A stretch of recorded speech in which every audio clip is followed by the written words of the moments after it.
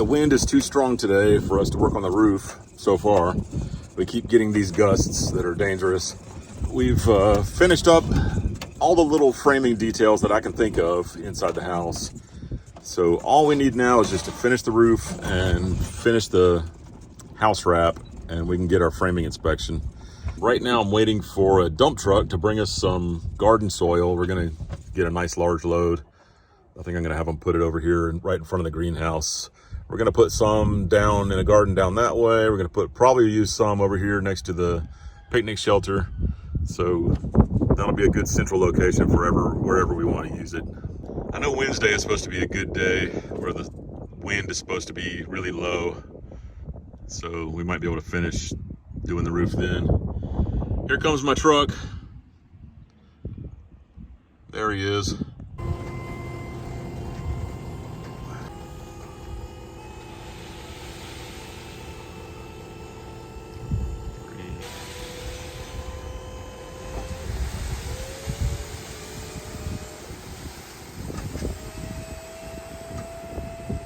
Beautiful dirt. This is really nice looking soil. It's almost black. That's a big old piece of compost right there. So this is soil, sand, and compost. It's a mix that these people do. Foothills Mulch and Stone.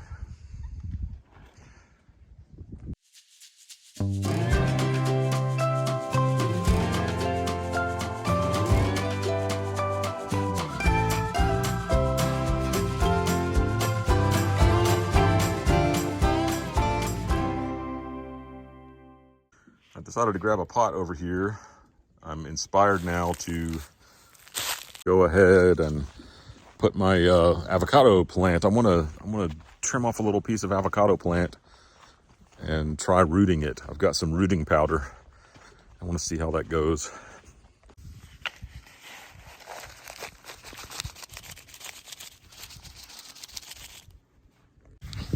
What are you saying?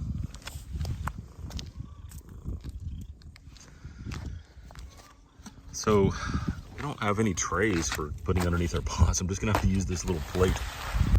So here's our beautiful avocado, gorgeous brand new leaves. This shoot's been coming out for a couple months.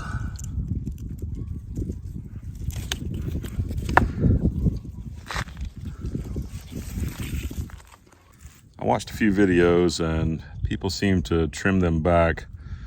I don't really want to lose any leaves, but I did see where you can trim the leaf. So I think that's what I'm gonna do. I'm gonna cut them all back like that. There's my rooting powder. I see people like dip their plant into the powder, and I don't want to get moisture inside there, so I think I'm just gonna pour a little bit out onto this piece of paper. So I'm just gonna wet the stem, roll it around in that powder.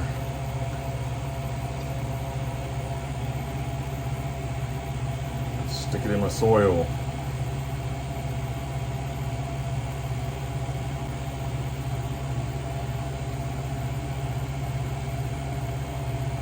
Something I keep moving down my to-do list this winter is to prune my elderberry bushes.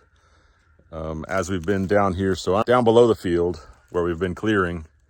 And as we've been clearing, we've been saving some of these elderberry bushes. This one and these right here. So I'm gonna prune them down really low where we can reach the elderberries.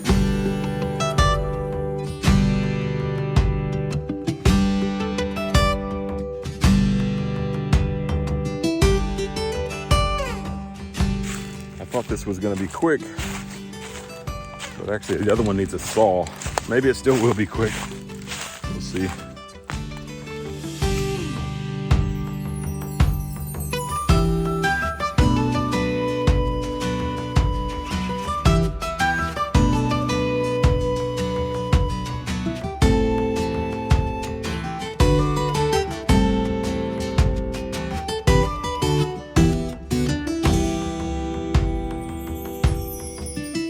This one is just too thick with briars and vines, but this one here. I trimmed all this off of it. So I got one.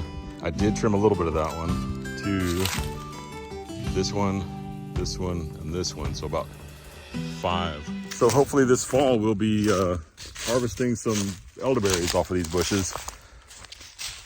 I have not dealt with them very much, but they seem to grow back really quickly.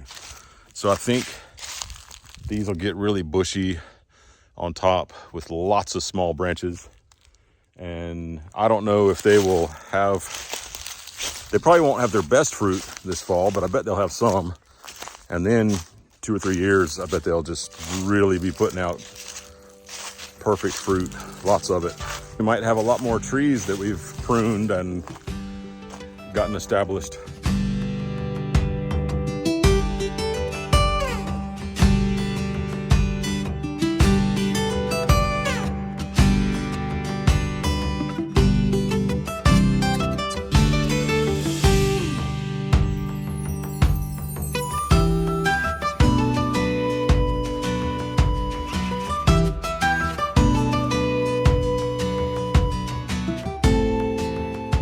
About time to go to bed now. I thought I'd show you my finished shelving.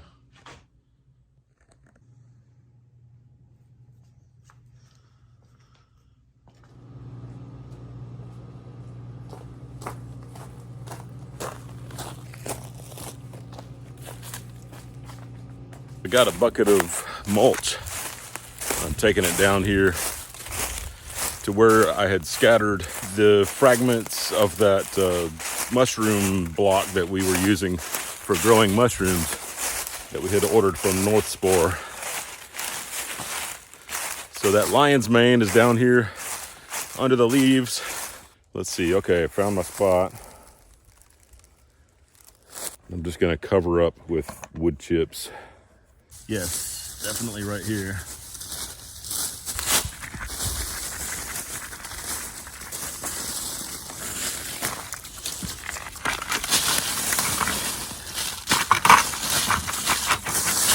We want to hold that moisture in.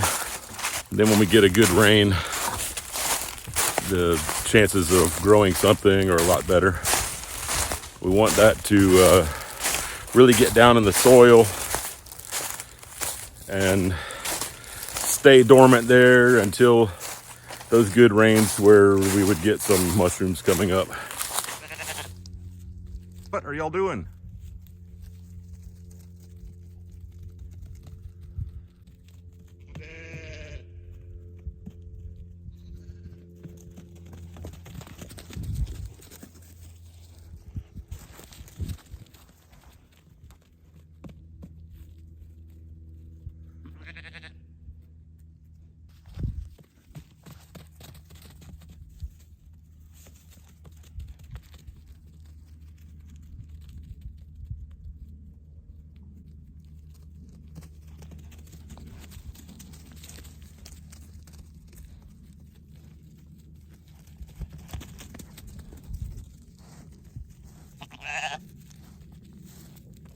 Cindy and I both have colds. Yesterday evening and today feels like the worst part of it. Hopefully tomorrow won't be worse. But we got baby chicks yesterday and today. Monica picked up 1 box of them yesterday, and then we picked up the other box this morning. We went to meet the Azure Standard truck to pick up food orders. They have organic food and all kinds of things that delivers to your area, and you just find out where their drop-off point is. So here's our baby chicks. I was going to show you on the way to the chicks. My sign is starting to wear out. You see that little bit of paint right here starting to come off. Right here where it says built to last. It's starting to wear out. I like that sign, but if the paint peels off, it's no good. Danger Cat can't figure out where to go get her food because we have the lid off the trash can. She usually jumps up here to get her food. There you go, there's food up there.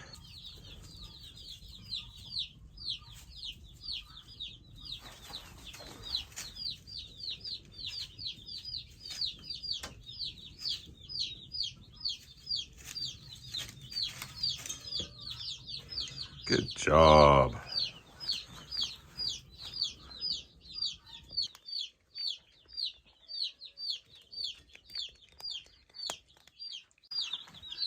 So this side has Monica and Rico's chicks.